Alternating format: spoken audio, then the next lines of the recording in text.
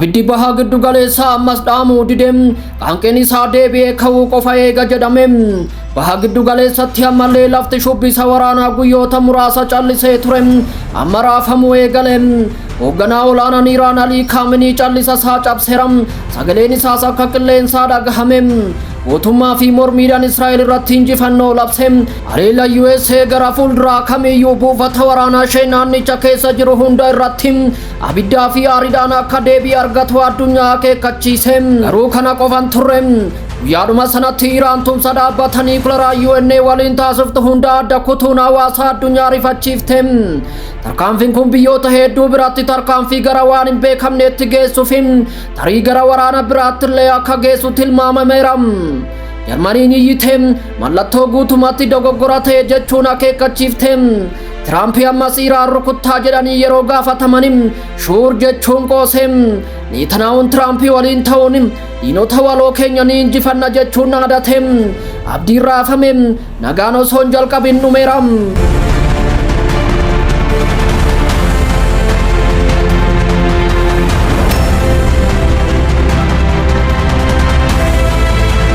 Iraan fi Israa'el dhukaasa dhaabanii booda haasawa isaanii jalqabaa kan taasisan Ayatollah Ali Khamenei akeekkachiisa cimaa kennaniiru. Ameerikaan ammas Iraan yoo haleelta buufata waraanaa USA baha giddu galeessaa keessatti argamu hunda ishee rukunna jechuun dhaadateera. Amma umuriin isaanii waggaa 86 kan ta'e Ali Khamenei baasiin Iraan haleeluu baay'ee olaanaa ta'uu himem. Iraan waraana guyyoota 12 dhiyeenya kana gaggeeffameen buufata USA isa guddaa naannicha keessa jiru irratti misaayila dhukaasuu ishee addunyaa yaadachiiseera. Iraan Ameerikaa fuula ishee keessa rukutte kan jedhan Ali Khamenei dubbiin isaanii kun dursee waraabame televiziyoonii mootummaa irratti kan tamsa'e yoo ta'u suuraa hoogganaa duraanii Ruuhaloo Khamenei cinaatti alaabaa Iraan qabatee bakka dhuunfaa irraa yoo dubbatu agarsiisa. Itti dabaluu yeroo barbaannetti wiirtuu waraanaa Ameerikaa dhaqqabuun keenya waan xiqqaa miti jechuun ibsem. Khameneiin Israa'el irratti injifannoo labsem. Yoo deebi'anii nu haleelan deebinee waraanna jechuun Iraan Israa'el duratti cimtee dhaabbachuu isheetiif faarsuun akkas jechuun dubbateera. Ummanni guddaan Iraan sirna Sionistii sobaa irratti injifannoo arganneef baga gammaddan jechuun Israa'el sirna fallacious jechuun waamuun Iraan wallabdee marsaa isa dhumaa kana irratti akka injifatte himem. Gama biraan Iraan tumsa dhaabbatanii kulara mootummoota gamtoomanii waliin taasiftu adda kutuu beeksiftem.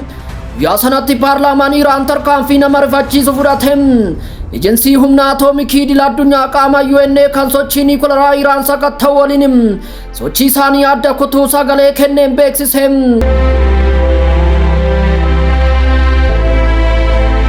Afayyaa'in paarlaamaa Iraan Mohammad Baagaarii akka jedhanitti ejensiin atoomikii idil addunyaa haleellaa Israa'elii fi USA balaaleffachuu diduun amantaa isaa gurgure jedhem.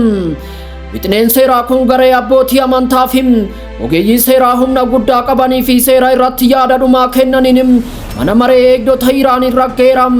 Kana booda ejensiin atoomikii idil addunyaa sagantaa niikularaa Iraan sakatta'uuf carraa hunda waan dhabuuf tarkaanfiin kun yaaddoo addunyaa uumem.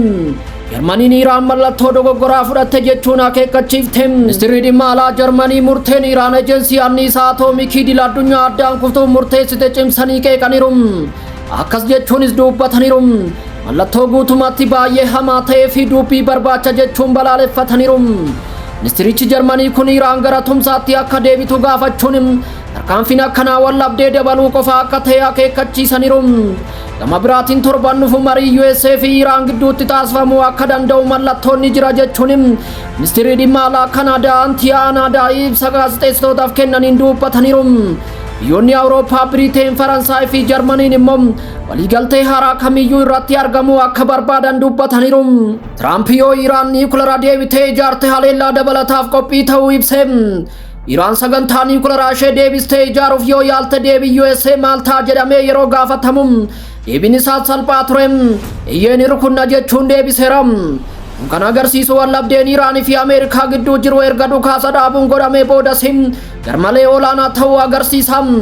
Netanyahuunis diina keenya injifachuuf Tiraamp waliin itti fufna jechuun dubbatem.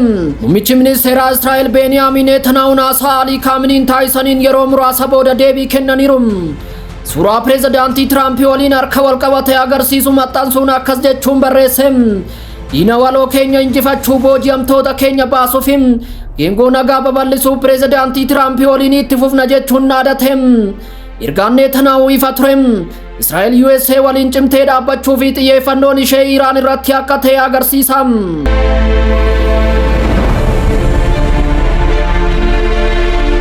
Gaaddiduu callisaa keessatti abiddi haaraan ibsameeram. Yaaronni waraanaa misaayilonni xiqqoo buqachuu danda'u, boombiin kufaatii dhaabuu danda'u, garuu lolliin xumuramne boca isaa qofa jijjiirrateem. Iraan amma dheerattee dhaabbattee jirti, madaa'een jira garuu hin cabne jetteem.